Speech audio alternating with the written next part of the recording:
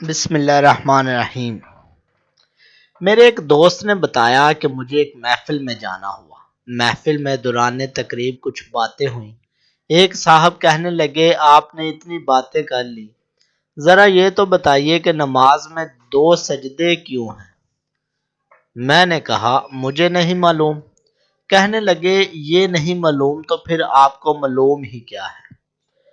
اتنی دیر سے آپ کی باتیں سن کر محسوس ہو رہا تھا کہ آپ علمی آدمی ہیں، لیکن آپ تو صفر نکلے۔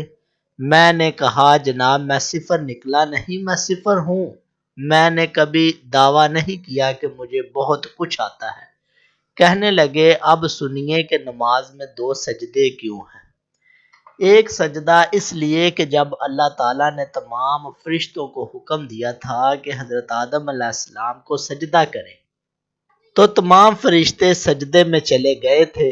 جب فرشتے سجدے سے اٹھے اور دیکھا کہ سجدہ نہ کرنے پر شیطان کو تا قیامت وعید ہوئی تو انہوں نے ایک اور سجدہ شکرانہ ادا کیا کہ ہم حکم عدولی والوں میں نہ تھے۔ میں نے کہا بہت شکریہ جناب، آپ نے میری معلومات میں اضافہ کیا۔ میں اس کی تحقیق میں نہیں جاؤں گا کہ آیا یہ بات حسب واقعہ ہے یا نہیں، لیکن ایک سوال میری طرف سے بھی، اگر کسی شخص سے نماز میں ایک سجدہ چھوٹ جائے تو کیا اس کی نماز ہو جائے گی؟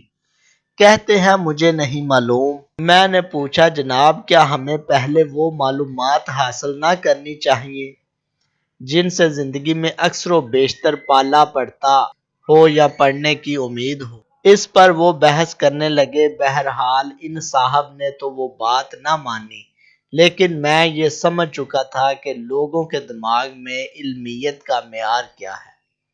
یقین کیجئے میں نے مسجدوں کی دیواروں پر قرآن و حدیث کی بجائے کفر و گستاخی کے فتوے آویزاں دیکھے۔ میں نے کارپینٹر اور مستری کے درمیان علم غیب کے مسئلے پر بحث ہوتی دیکھی ہے۔ میں نے اپنی آنکھوں سے ایسے لوگوں کو مسلکی ویڈیو شیئر کرتے دیکھا ہے جن کو غسل کے فرائض تک معلوم نہیں۔ حدیث میں آتا ہے اختلاف علماء کا اختلاف رحمت ہے۔ مجھے لگتا ہے یہ حدیث مجھے اپنے اندر چھپے ایک اور معنی بتا رہی ہے، اور وہ ہے جاہلوں کا اختلاف زحمت ہے۔